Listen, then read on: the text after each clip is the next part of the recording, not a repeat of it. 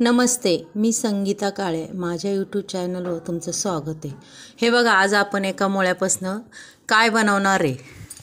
मस्तपैकी पौष्टिक अशी रेसिपी तुम्हाला बनवून दाखवणार आहे. हा मी मुळा घेतलेला आहे.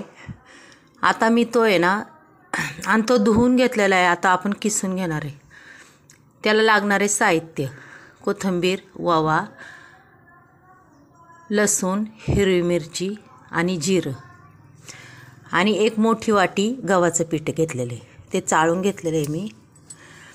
आता आपण तो मुळा किसून घेऊया बघा. आणि एवढी छान रेसिपी होती न त्याची, एकदम सुंदर, म्हणजे अशी खायला बी अशी रुचकर, खमंग, स्वादिष्ट अशी रेसिपी त्याची तयार होती.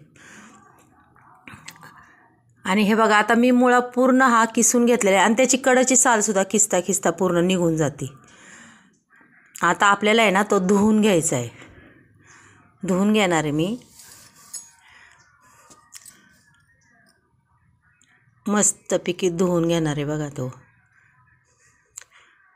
आता हे बघा, एक वाटी गव्हाचं पीठ घेतलेलं आहे मी, कारण की आपल्या मुळा एकच आहे, त्याच्यामुळं मी एकच वाटी गव्हाचं पीठ घेतलं आहे. जास्त घ्यायचं नाही. जेवढा मुळा त्याच्यात असेल ना तेवढा छान होतं. आपण त्याच्यात मस्तपैकी अशा पुऱ्या करणार आहे. हे बघा, मी धुवून घेतलेला आहे तो मुळा, पिळून मस्तपैकी घट्ट पिळून घेतलेला आहे.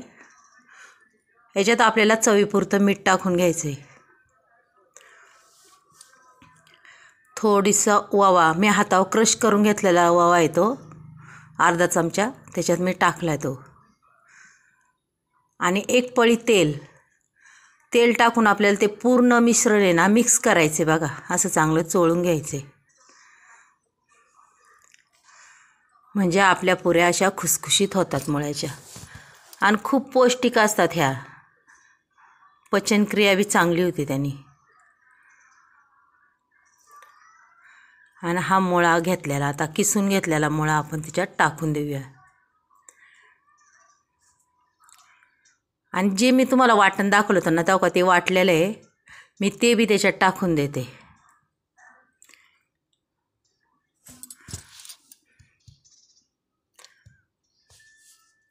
आणि त्याच्यात आपल्याला आहे ना थोडेसे सुके मसाले बी ॲड करायच्यात.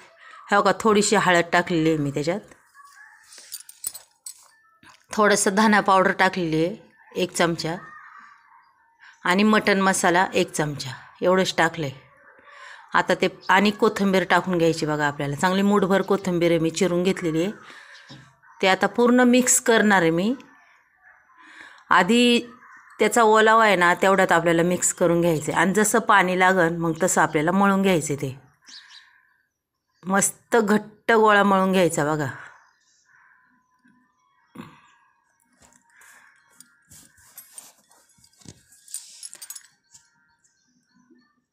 हे बघा, आता माझा गोळा मळून तयार झालेला आहे. आणि आता आपण त्याच्या पुऱ्या लाटून घेऊया. तुम्हाला जर माझा हा व्हिडिओ आवडला असेल ना मैत्रिणींनो, मला नक्कीच एक लाईक आणि सबस्क्राईब करा. आणि कोणी नवीन असेल त्यांनी बी एक सबस्क्राईब करा.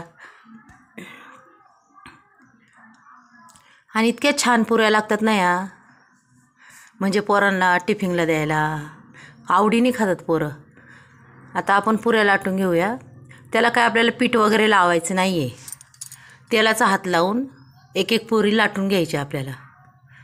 सहज होतात त्या, पीठ लावायची गरज नाही लागत. हलक्या हातांनी लाटायच्या मात्र त्या पुऱ्या.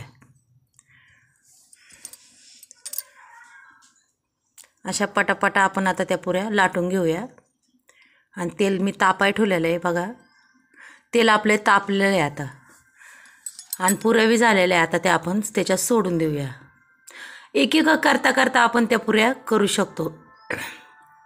एक एक करायच्या, एक एक तळायच्या. आणि तुम्ही म्हणसान ह्या पुऱ्या फुगल्या का नाही? ह्या फुगत नाही आहे, कारण की मी त्याच्यात पिठाचा वापर खूप कमी केलेला आहे. आणि मस्तपैकी त्या कुरकुरीत होतात. अगदी चहा संग खायला बिला, तुम्ही चटणी संग खा, कशासोबतही खा, खूप छान लागतात.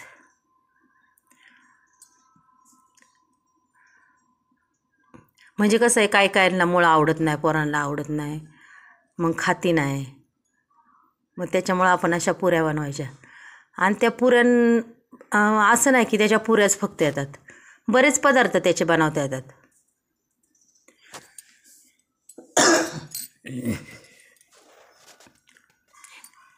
हे बघा किती छान कलर आला आहे त्याला. खूप मस्त रेसिपी होती तयार त्याची.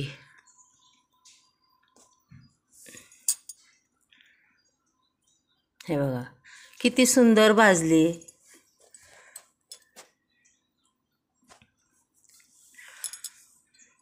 त्याच्यापासून भाजी तयार होती, मुळ्यापासनं मिरची ठेसा तयार होतो मुळ्यापासनं.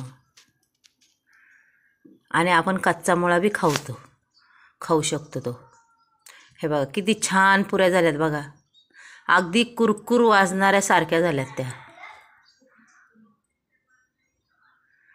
आता तुम्हाला आवाज नाही यायचा ऐकायला त्याचा, पण खूप छान होतात. आहे का नाही आपल्या मस्तपैकी त्या पुऱ्या झालेल्या. आणि तुम्हाला जर माझा हा व्हिडिओ आवडला असेल तर नक्कीच मला एक लाईक आणि सबस्क्राईब करा. चला उद्या भेटूया मैत्रिणी, बाय.